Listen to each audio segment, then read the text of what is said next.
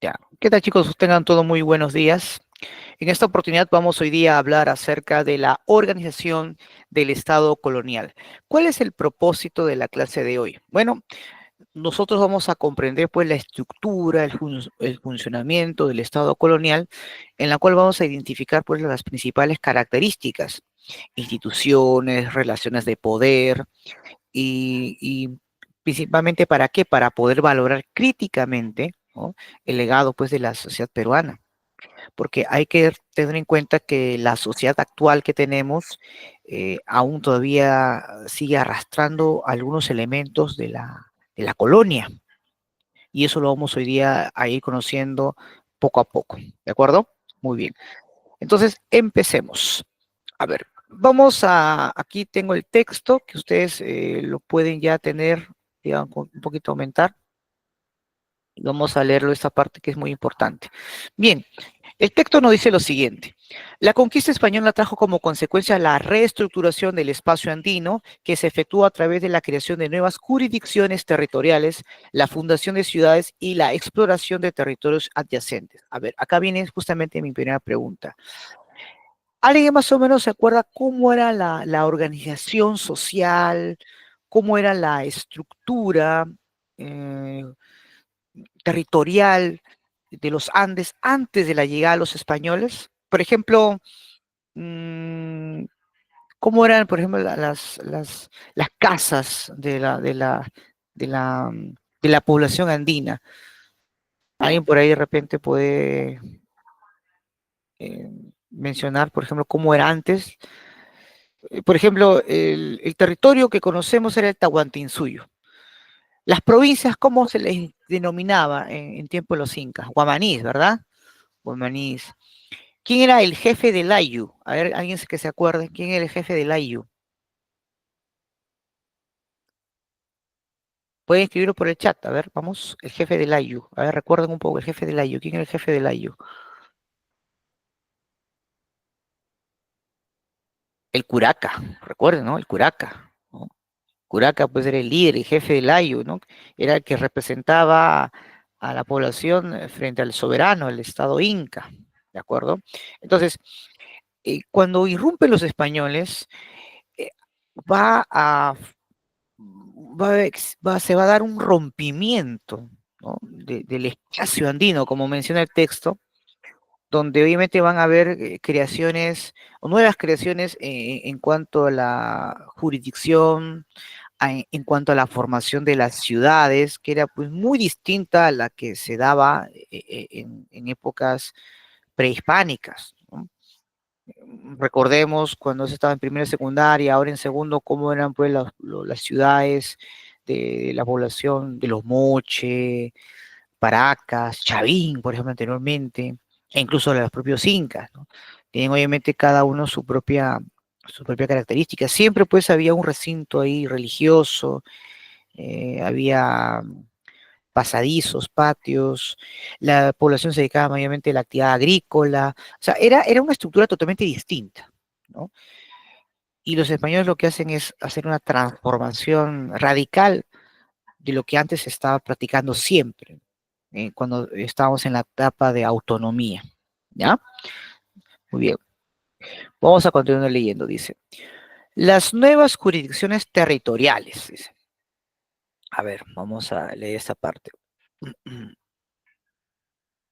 Dice, después de la llegada de los españoles, los territorios americanos pasaron a formar parte de los bienes de la corona española. El virreinato del Perú, que se había creado con las leyes nuevas, abarcaba toda Sudamérica, a excepción de Brasil, las Guayanas y Venezuela. Cuando se conoció el tamaño real del territorio virreinal, este fue dividido en provincias menores para una mejor administración.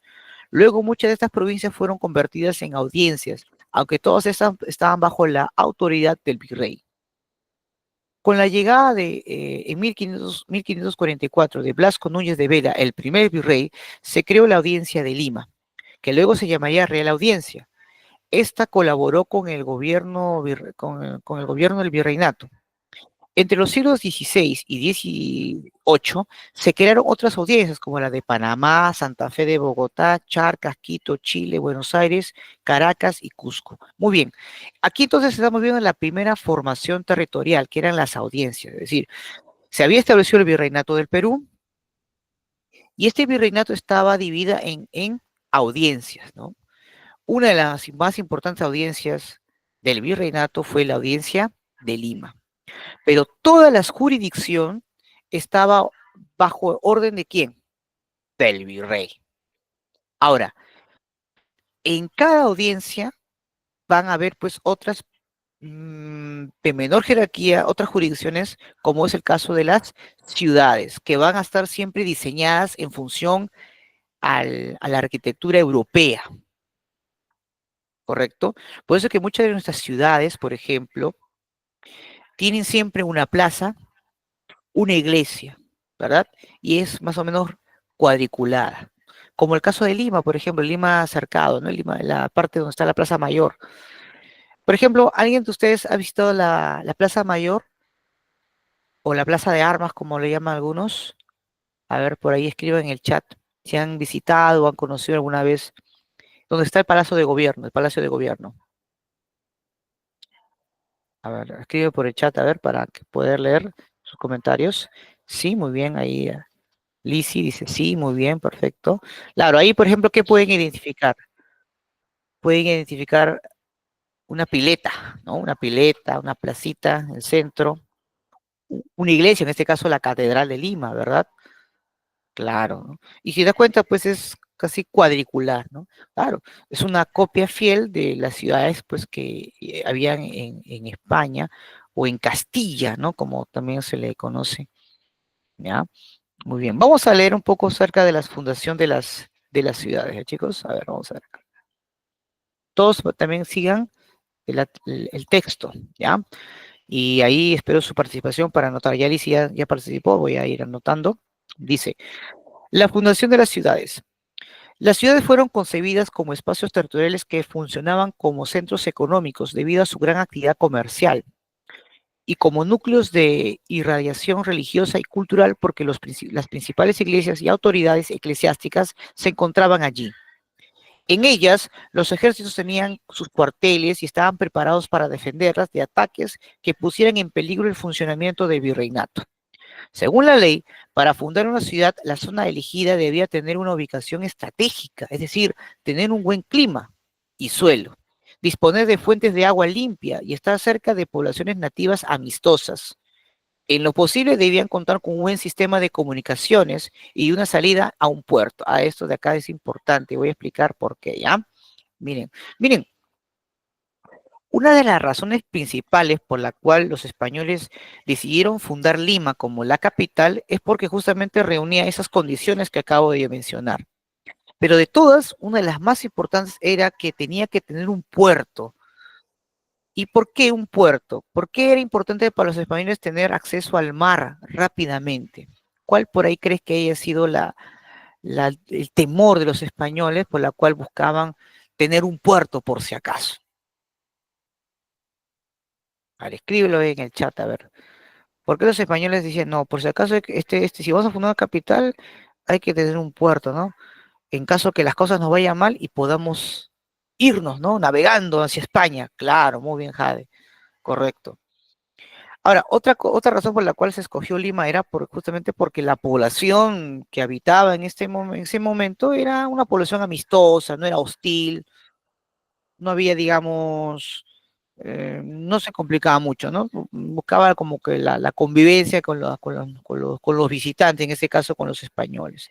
Pero también había que tener pues suelos fértiles y Lima tenía algunos valles importantes, ¿no? Si bien es cierto, Lima en general es desértica, tiene algunos valles interesantes como Lurín, tiene el Valle del Rímac, ¿no? Tiene en el norte pues el Valle del Río Chillón, etcétera, ¿no? Entonces ahí estamos viendo pues que una de las razones por la cual Lima se fundó es por esas características que acabo de mencionar.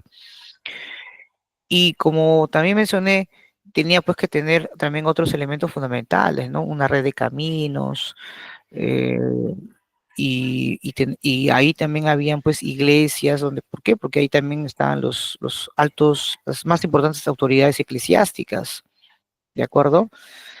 También tenían por si acaso cerca un cuartel para evitar pues cualquier tipo de rebelión o cuando exista, perdón, una rebelión, pues poder detener a través pues de la fuerza militar, ¿no? Muy bien, perfecto. Vamos a continuar. Muy bien, Javi, ahí también estoy anotando tu participación. Vemos aquí la exploración de nuevos espacios, ¿ya? Claro, porque no solamente fue Lima, Cusco, Jauja, ciudades importantes que van a fundar los españoles, sino también van a haber otros espacios que van a tratar de buscar a través de las expediciones por varios motivos. Una de ellas el tema de mayores riquezas, ¿no? De mayores riquezas. Vamos a ir leyendo, ¿ya? Dice, la exploración de nuevos espacios. Los españoles emprendieron pronto una serie de viajes exploratorios a lugares desconocidos por ellos. El más importante fue la primera travesía por el río Amazonas entre 1540 y 1542. La expedición estuvo a cargo de Francisco de Orellana y Gonzalo Pizarro, quienes salieron del Cusco rumbo a Quito, lugar desde donde se internaron en la Amazonía con la idea de encontrar sitios legendarios como El Dorado o el país de la canela. Sin embargo, Pizarro abandonó la expedición, solo prosiguió Orellana. Otras expediciones descubrieron el río Ucayali en 1558 y el Mar de Dios en 1568. Muy bien. Ay, chicos, para ustedes, ¿qué era la leyenda del Dorado? A ver, por ahí, ¿a qué se estaba refiriendo? ¿Por qué querían encontrar el Dorado? ¿Qué era el Dorado? A ver, más o menos ustedes, ¿qué ideas podrían tener? A ver, Diego, a ver, Condori, a ver, adelante. Escríbelo ahí en el La chat ciudad para de leer. oro. Muy bien, Diego, muy bien. Condori, muy bien. Voy a anotarte ahí. La ciudad de oro, ¿no? Claro, ellos tenían la idea de que iban a haber ciudades totalmente cubiertas de oro, pasadizos de oro, reliquias de oro, ¿no? Entonces había esa necesidad. Pero también había el impulso de traer pues la canela, ¿no? Que es un- una especias, especias se le conoce eso, que va a permitir pues elaborar algunos productos que justamente que va a darle ciertas características gustativas, ¿no? Por ejemplo, ¿para qué Jade nos dice, no? Pues cubrir el oro, ¿no? Muy bien, Jade, excelente. Por ejemplo, ¿para qué echamos la canela? Pues, ¿para qué producto le echamos la canela? Mejor para hacer, para la preparación de la chicha morada, de la mazamorra, ¿no? Adelante, a ver si te escuchamos o escríbelo si quieres por el chat o puedes también utilizar el micrófono, sí. Adelante. Creo que alguien quería participar. Sí, adelante, adelante.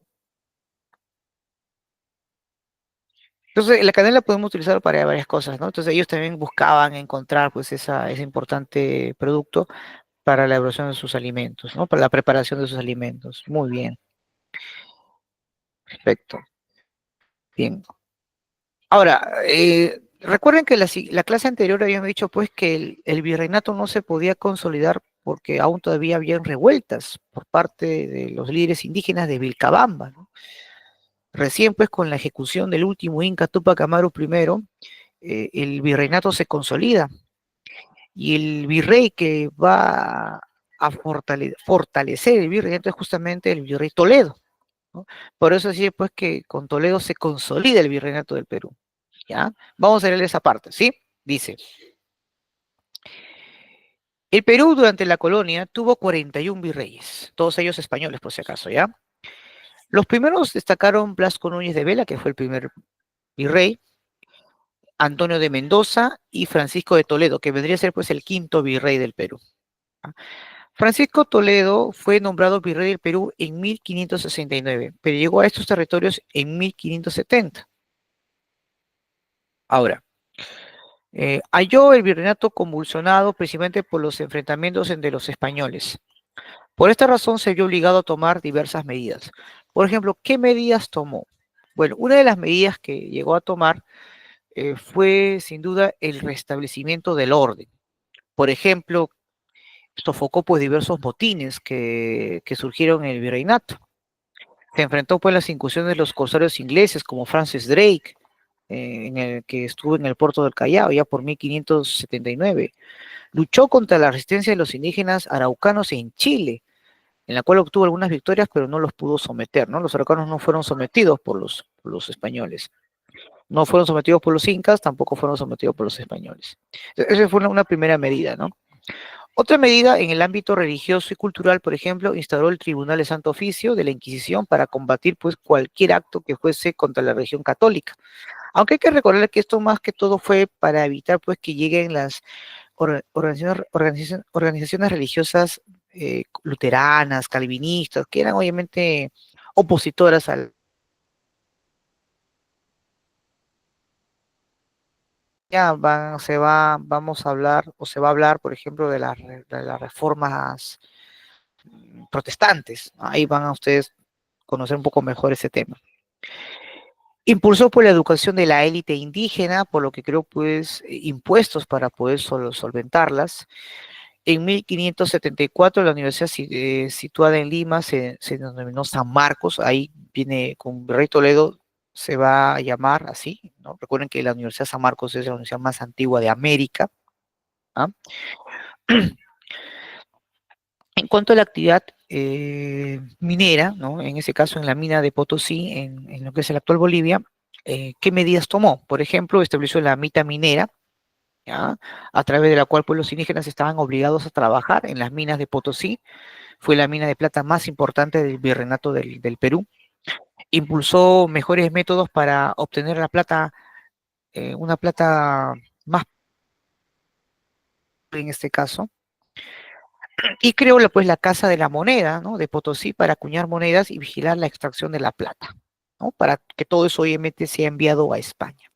Miren, de repente ustedes miran, profesor, pero la mita no era una actividad que ya los incas habían establecido. Es correcto, eso fue con Pachacute, pero hay un detalle.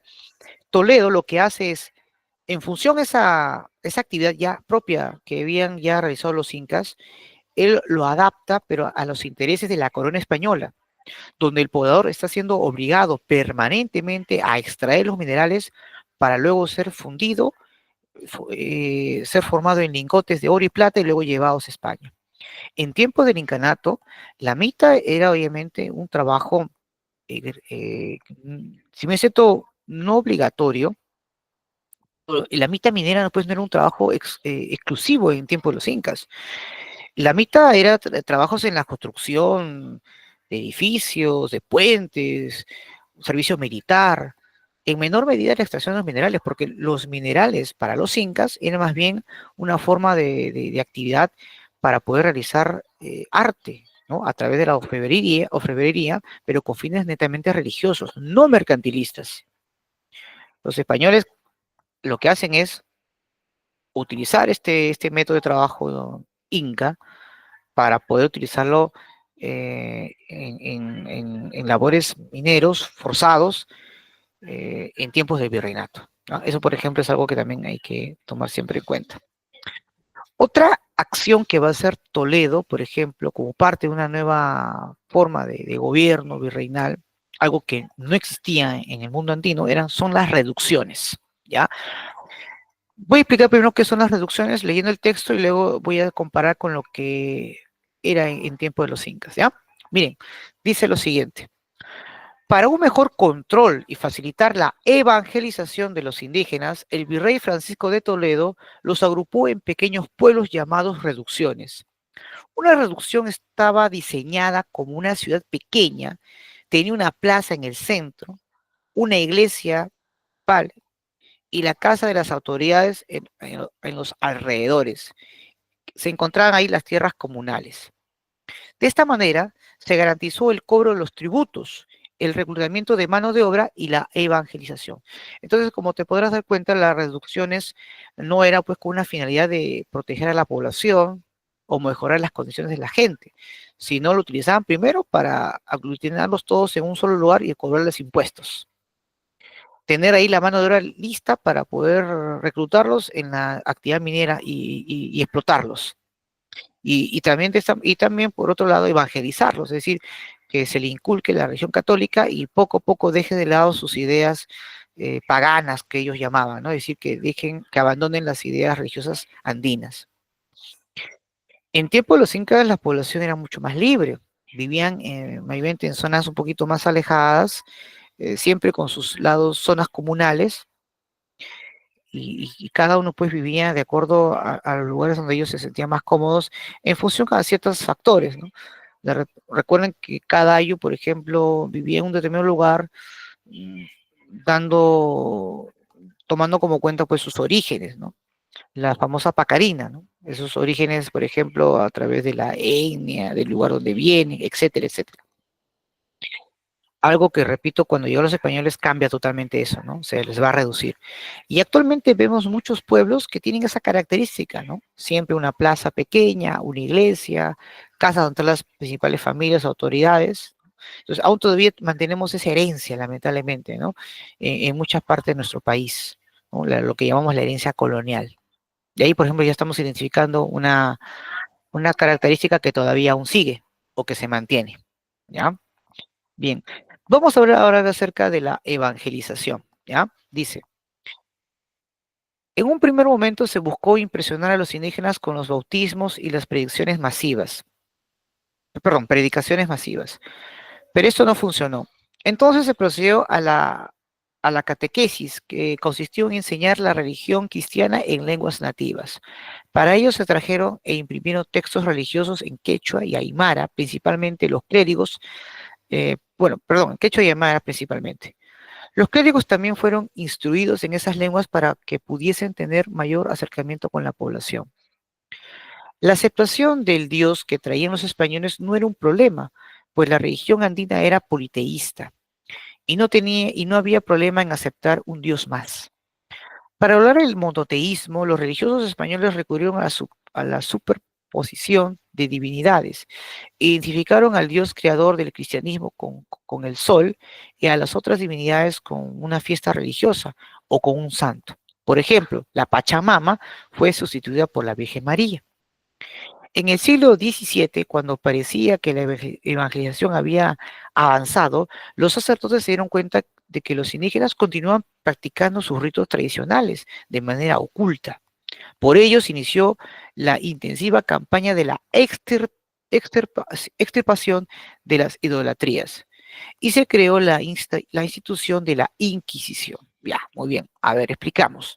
De repente muchos dirán, profesor, pero yo tengo entendido pues que el quechua, el aymara, hay en realidad pues diferentes dialectos en realidad, ¿no?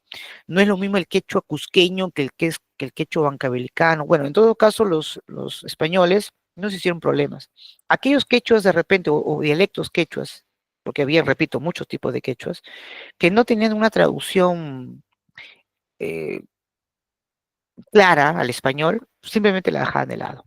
Entonces se dedicaba más que todo a, a algunos idiomas o dialectos del quechua, que sí podían obviamente ser, en este caso, eh, traducidos.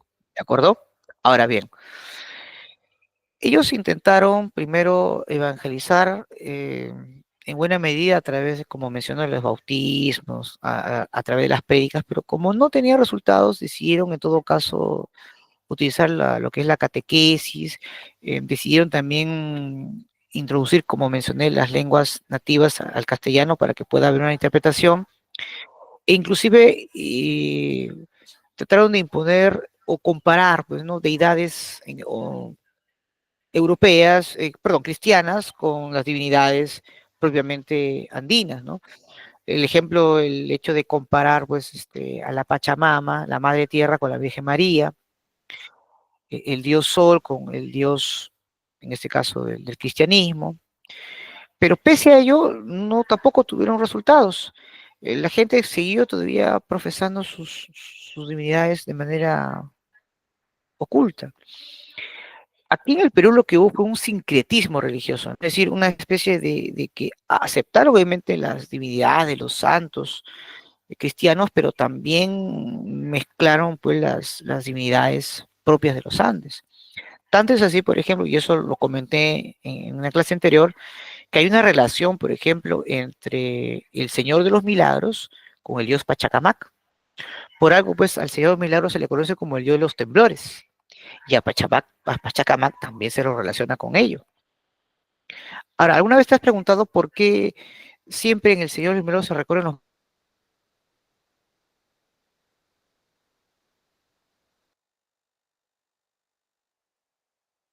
¿Por qué siempre en el Señor de los Milagros se recorre principalmente en octubre? Sobre todo en dos fechas importantes, ¿ya? ¿Hay un por qué por ahí, por ejemplo? Ya te comento, ¿ya? Se recorre mayormente el Señor de los Milagros en octubre como una manera de conmemoración a los más grandes terremotos que hemos tenido en el Perú. Y justamente se anda en octubre. Si nosotros hacemos una lista enorme de los terremotos que hemos tenido, mayormente se han presentado en mayo o en octubre. En el caso de Lima, por ejemplo, el más grande terremoto que hemos tenido ya ha sido hace casi más de 300 años atrás, cuyo virrey, si no me recuerdo, era el virrey en la cual lo llamaron el conde de Superunda, justamente porque en su mandato vino un terremoto y posteriormente una ola gigante, ¿no? Entonces, los recorridos que se hacen en el Milagro justamente es eso, como una manera, pues, ¿no? De que esto no vuelva a ocurrir, ¿no? Entonces, siempre la gente tiene esa fe, ¿no? Y el Señor Milagros representa justamente eso. Bien, lo mismo pasa pues también en México, ¿no? En México hay una de las principales deidades que profesan es la Virgen de Guadalupe, pero que en el fondo están obviamente también eh, venerando a una diosa guerrera azteca, ¿ya? En fin, entonces acá lo que hubo en el Perú fue un sincretismo, ¿ya? Un sincretismo religioso. Hay una mezcla, pues, ¿no? Entre la religión cristiana y la religión andina, ya que todavía se percibe bastante en las festividades que se ven en los diferentes pueblos de nuestro país, ¿ya? Bien, cuando ustedes de repente vayan ahora en Semana Santa, a ver, traten de analizar eso, ¿no?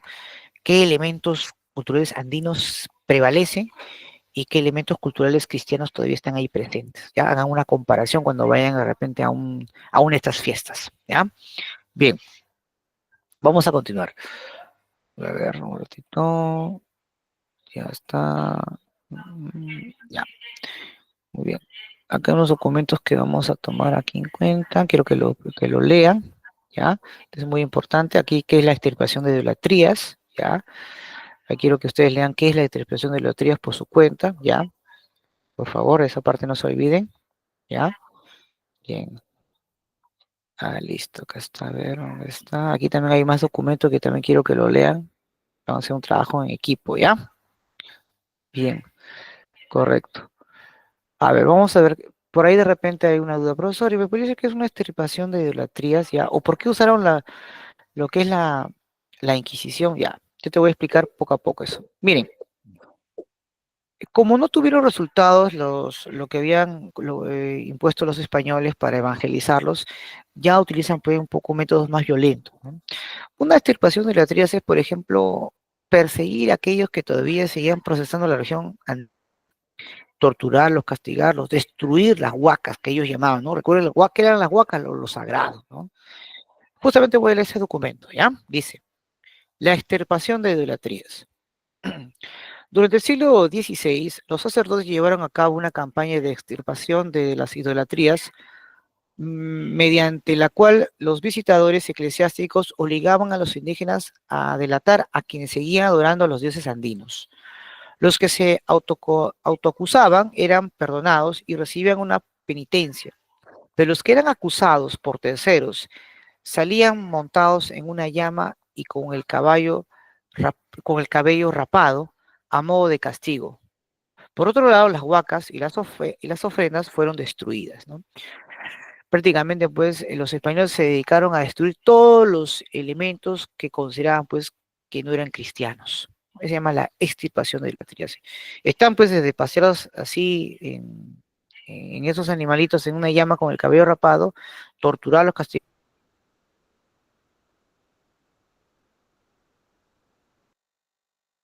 dentro de torturas, que justamente lo usaban para poder, eh, para que la gente confiese a través del castigo, y que diga, pues, si siguen profesando, siguen manteniendo su fe a través de venerando divinidades andinas o van a convertirse al cristianismo, ¿no? Entonces, mucha gente, obviamente, para evitar las torturas, pues confiesan, ya sea verdad o no, o acusan a otros diciendo, sí, ellos están realizando todavía, siguen venerando a dioses andinos, bueno, con tal de ya no seguir siendo torturados, pues delatan también, ¿no? A otras personas. El Tribunal de Santa Inquisición tuvo varias razones por la cual, o fue un instrumento que se usó para diferentes situaciones. Una de ellas era para evangelizar, pero también para evitar, pues repito, como mencioné hace poco, la llegada después de protestantes o de gente que quería de repente instaurar una religión distinta a la católica, ¿ya?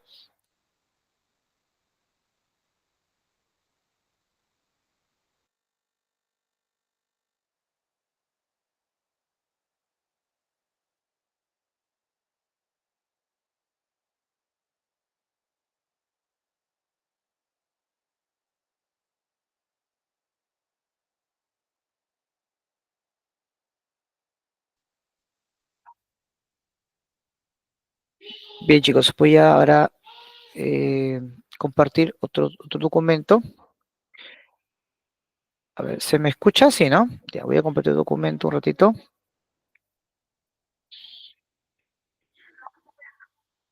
Bien,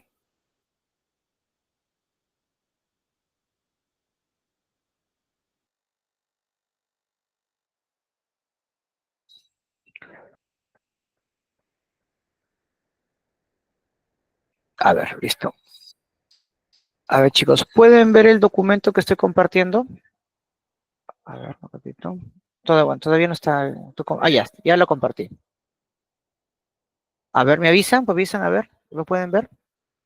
¿Sí? ¿Sí, no? ¿Sí lo pueden ver? ¿Me avisan? Muy bien, Lizzy, muy bien, perfecto. Ok, ya, voy a explicar qué van a hacer lo siguiente. Ya, chicos, miren, esta hojita que está acá, que es un trabajo de 2 hojitas,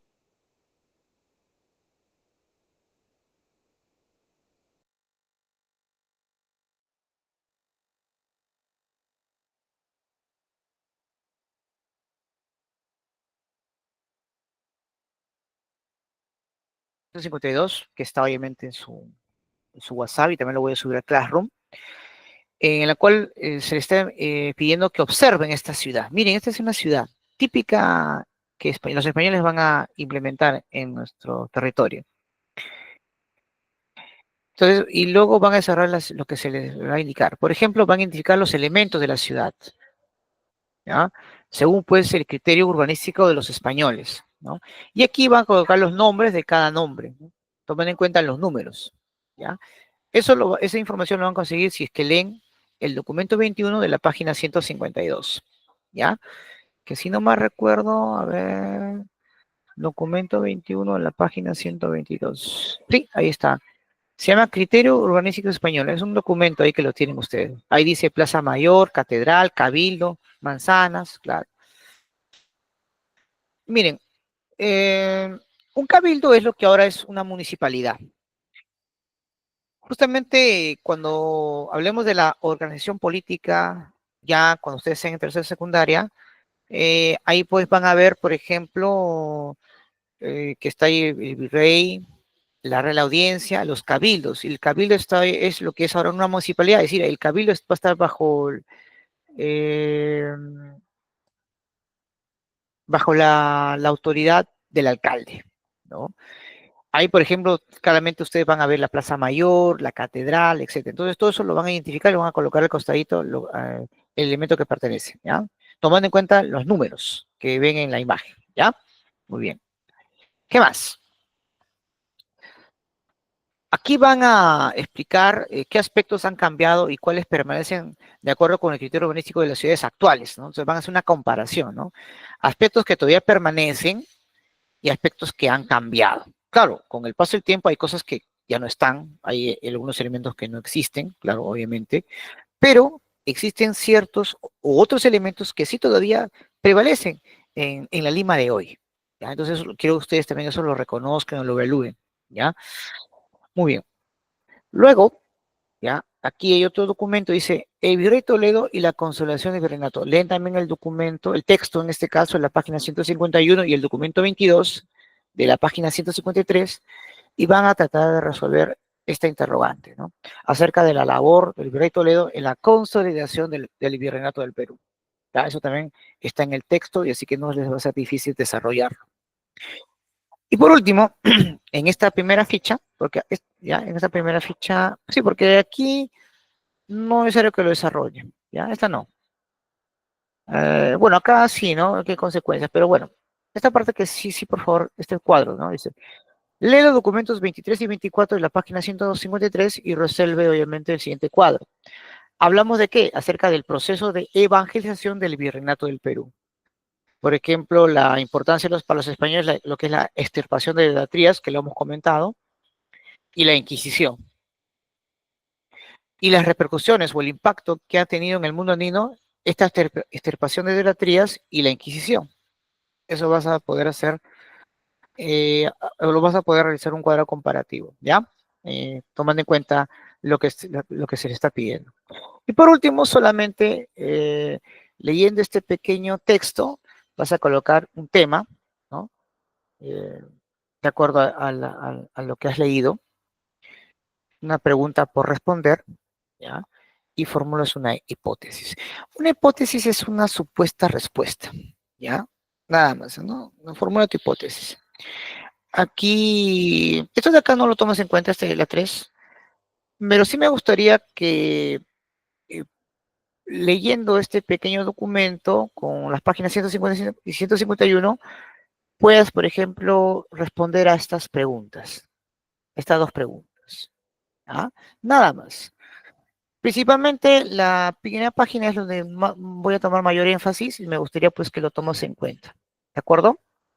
¿Alguna duda respecto a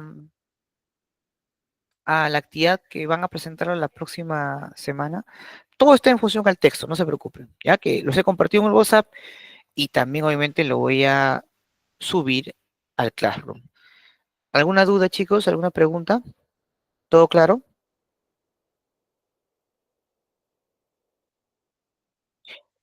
¿Qué tal, Yasmin? Ya, la evidencia obviamente es la clase que estamos haciendo y la actividad que tienen que presentar la próxima semana. O sea, la evidencia es imprimir ese documento, pegarlo en el cuaderno y presentarlo en la siguiente clase. Este video también incluso lo voy a subir al Classroom, ¿ya? Para que lo tengan presente. ¿Alguna otra duda? Sí, el documento se presenta la próxima semana. Lo imprimen, ya resuelto y resolvemos. Ya la siguiente semana yo ya estoy dando la lista de los temas que vamos a hacer de la última unidad, porque ya estamos ya terminando la semana, la unidad 8 prácticamente. 5 temas más y terminamos el ciclo, chicos, ¿no? Y la actividad académica. Ya con esa terminamos la competencia número 1, por si acaso, ¿ya? Ya se ponen las notas y más bien nos vamos a enfocar en la competencia 2 y en la competencia 3. Bien, jóvenes, entonces les dejo este pequeño espacio para que descansen un momento y a las 10 de la mañana se conecten a la siguiente clase, ¿ya? Recuerden que tienen clase de 10 a 10 y media, creo que tienen un pequeño break de 10 y media a 11 para luego retomar sus clases más adelante, ¿ya? Bien, entonces voy a dejar de compartir, primero voy a dejar de grabar, ¿sí? Muy bien, ya está.